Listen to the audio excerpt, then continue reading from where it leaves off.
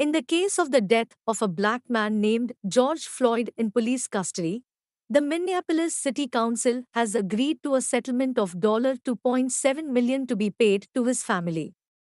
Council members held a separate meeting to settle Floyd's family's civil rights claim in the case and then returned to the courtroom to announce this amount with a consensus decision.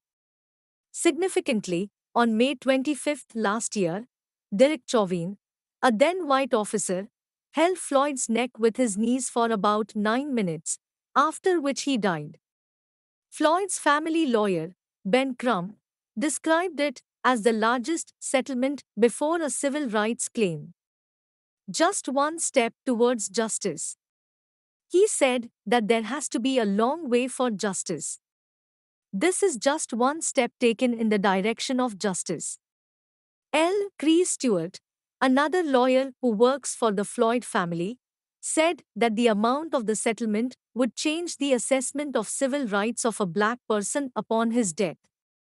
Following Floyd's death, violent protests took place in Minneapolis and throughout the United States, and voices were raised against racial discrimination nationwide under the Black Lives Matter movement. Floyd's family filed a federal civil rights violation lawsuit in July against the city administration, Chauvin and three other SAC officials, accusing Chauvin and three other officials for his death. No amount of money can bring Floyd back.